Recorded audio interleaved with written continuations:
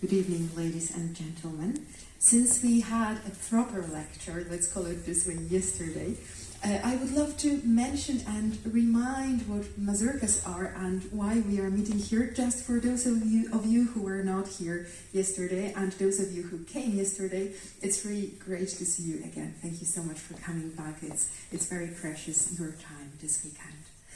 And I would love to, first of all, mention that yesterday we said that what we call a mazurka that we perform on the piano is a combination of 3 national dances. They were kujawiak, mazur, and oberek. What unites the dances is the triple meter, the same characteristic rhythm, and many other features. But what makes difference between them are characters, steps, and regions of origin. And the most important thing to remember is that kujawiak was a rather slow, melancholic dance from Kujawy region. Mazur was a dance of Polish nobility. It became a noble dance at some point, so it was medium speed with a very decisive, noble character. And the third dance, oberek, was the quickest one. And the main figure of it was to turn around as quickly as possible. And Chopin's music also reflects this rather vivid dance character.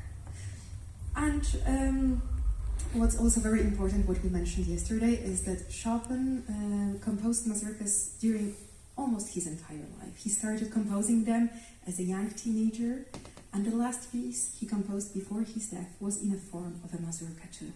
And because of that, I personally think that this genre gives the best picture of what his composition style was, actually the evolution of his composition style.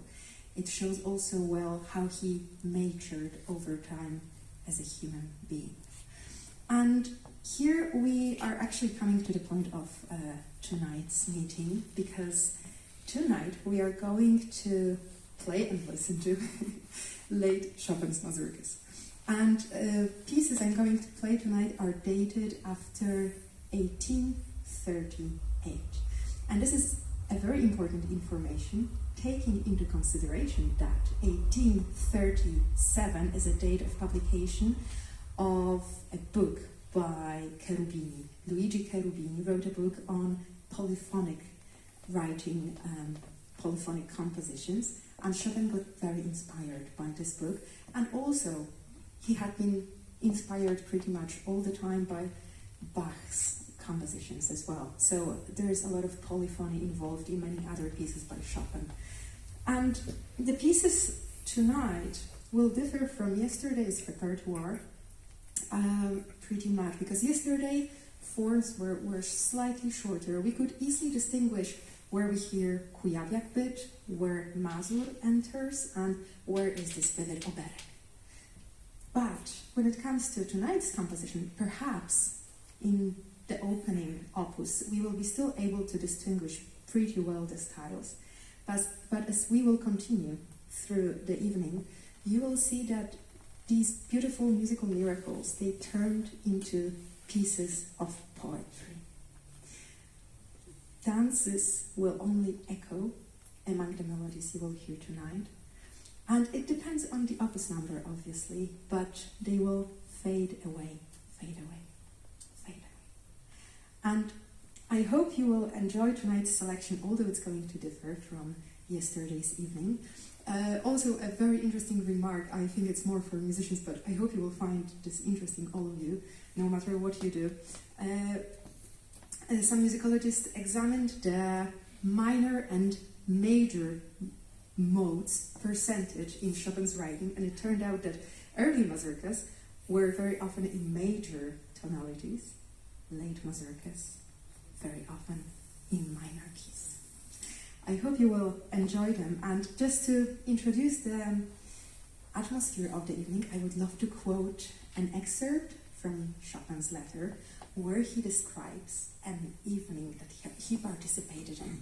And as we mentioned yesterday, he heard many folk musicians performing, either singing or dancing. He was a great dancer himself. This is a vital information. And also, he joined on many occasions folk bands to play with them. He played one-string double bass. And this is the subject of this letter. By the way, Fritz, just to explain, Fritz is an abbreviation of the name Frederick, and there will be 2 Frederiks in this letter, our Frederick Chopin and another Frederick. And also Ludwika, that will appear by the end of this letter, is obviously Chopin's sister. It was a beautiful night. The moon and the stars were shining, but 2 candles had to be taken out for the treasurer who treated vodka. Also for Fritz, who, at least on 3 strings, was plonking as nobody could do at 4 strings. Jumping, roller, and oberta started, but in order to encourage those standing silently and only in the place of the throbbing farmhands, I went to the first pair of waltzes with Miss Tekla, and finally with Mrs. Dziewanowska. Later, they all became so excited that they turned around in the country yard until they dropped. I'm right to say that until the fall, because several pairs fell when the first barefoot hit a pebble. It was almost 11 o'clock when Fritzowa brought a basset, worse than the violin, with 1 string only.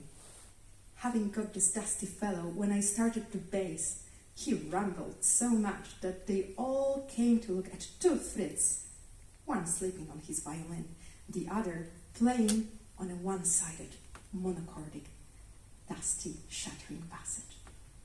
When Miss Ludwika, raus, she actually shouted this in German, cried out. So I had to come back, say goodnight, and go to sleep.